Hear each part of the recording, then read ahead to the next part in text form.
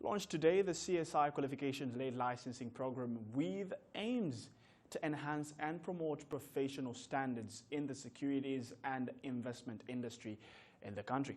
For more on that and more other announcements made today, Osano, Director for Financial Markets at FSD Africa, joins us to discuss that particular conversation. Evans, thank you for creating time. Yeah, thank you for having me. Last time we spoke, we were looking at the Emakiba bond, of course, not meeting the targets, but also the reissuing on the Nairobi Securities Exchange. I just want you to drive me through the uptake at the current, as we speak. What are we looking at? Did it go up or a little balanced? Talking about specifically the Emakiba bond issue? Yes, there was a TAP issue that came recently. I didn't quite get the objective that it had set, but I think in terms of percentage subscription, it was, I think, in the 80s, which is not bad, right. But I think it's performing well below where we all believe it should be performing, the potential for it to perform.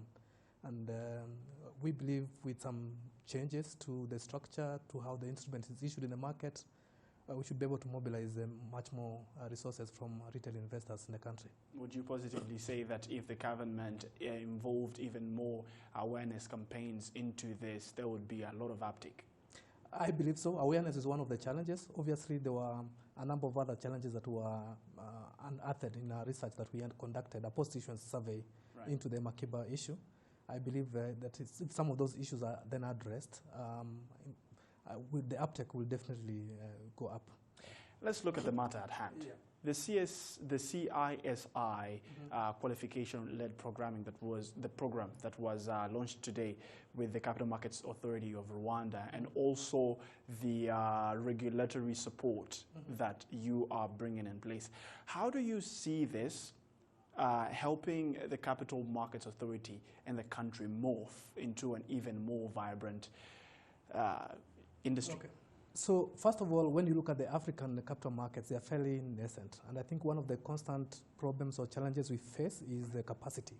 So every market you find the capacity of intermediaries is not up to the level that is expected. The capacity of regulators or the public sector, the capacity of even the investors, and even the issuing community needs to be improved. So it's a constant problem that we find across Africa.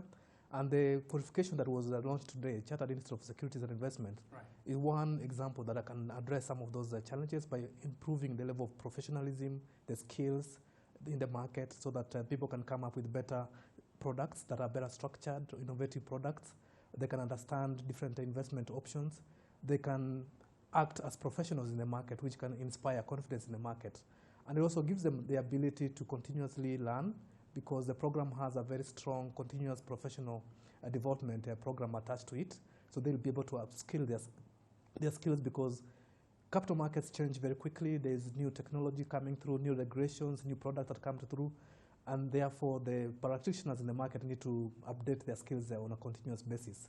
So that's what it gives the market an opportunity. So what we've launched together today with the Capital Markets Authority in Rwanda is part of a program that we are supporting across 9 countries in Africa. That also includes the West African Monetary Union, where we had a launch in about a month ago. And we believe the uptake is going to be very strong. In Rwanda already we have seen the number of people taking the examination is quite high. It's rising quite quickly. I'm actually quite pleased about the numbers that we have seen coming through.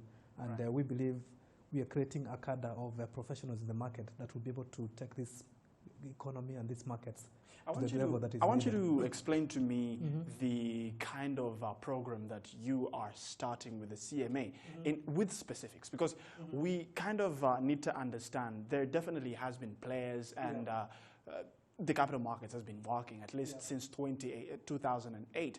But how specific is this today? And of course, speaking about the experience that you have with the other countries in Africa.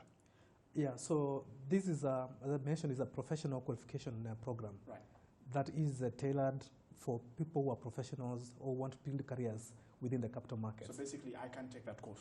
No, you can take a course. You can take the course. If you're interested in the capital markets, it's actually open to anyone who has an interest in the capital market, either to become a professional or just to understand how the capital markets operate in a more intimate way.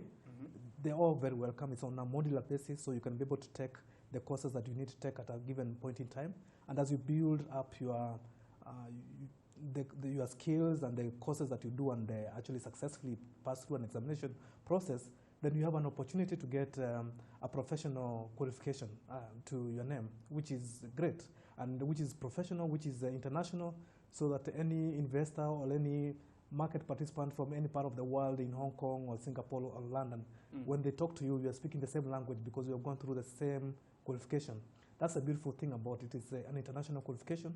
The second beautiful thing is that on the regulatory part of the program, it has been tailor-made to the requirements in the country, in Rwanda, for example, so that people understand the regulatory framework, because they're going to be operating in the Rwandan market. So they have to understand and be tested on the Rwanda's regulatory framework, so that they can be able to operate effectively in this market. Talking about frameworks, we do understand that in 2018, the government of Rwanda did kick off or launch the 10-year project, the Capital Markets Master Plan. And you, as FSD Africa, were actually part of, putting this all together.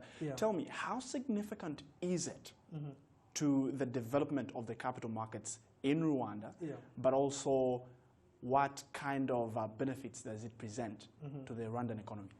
Great. So the capital markets is a 10-year plan for developing the capital market in Rwanda. So it provides a very unique opportunity to have a unified vision for where Rwanda wants to take its capital markets or the economy and the role the capital market can play therein.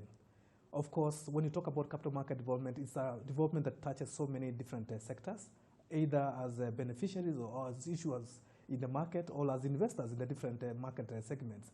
And therefore, the development of the market is a multi-pronged kind of strategy that is developed with very many different actors who have to do their bit. So the master plan enables us to have a comprehensive document that assigns different responsibility to different people that will be involved in the development of the market, and also provides a mechanism for monitoring the progress, whether we are making the right progress towards attaining the goals that we have set for ourselves for developing the capital markets, and looking at, of course, the linkages between the different components of the market and what you could call an enabling environment, or things that need to be done before others get done.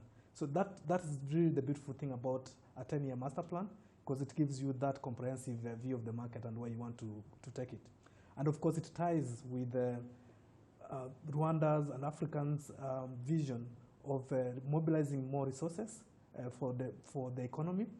So domestic resource mobilization, as you're aware, the AU Agenda 2063 talks about domestic resource mobilization as a big agenda item for the African countries. And of course, a lot of that has also been ingrained in the national priorities, in the national visions, including Rwanda's Vision 2020, which is in the process of course, of being renewed. So it puts really at the heart of that, in the heart of the development of the country. Right, before I let you go, just quickly. For long, we've seen our capital markets, we've seen our stock exchanges, Dar, Nairobi, Rwanda Stock Exchange, flooded by, international investors. We are still looking at a very limited interest from the locals. What needs to be done? So education is part of what you need to do so that they can understand opportunities of investing in the market, as opposed to investing in the more traditional assets, the brick and mortar. I think education is very important. So I think the other thing that we, of course, we need to do is to professionalize how we manage the assets that are available in the economy. So the retail investors that we have can be put together into collective investment vehicles that can then have more professional managers. The way we manage our pension funds, the way we manage the assets that sit within our insurance companies, even within the bank, to some extent, some of the assets that sit within some of the banking sector can be managed in a manner that generates better returns, but also contributes, more importantly, to the development of these countries. Thank you so much for getting time to speak to us, Evans. Yes, you're most welcome. Thank you very much for having me. Evans Osano, the Director for Financial Markets at FSD Africa.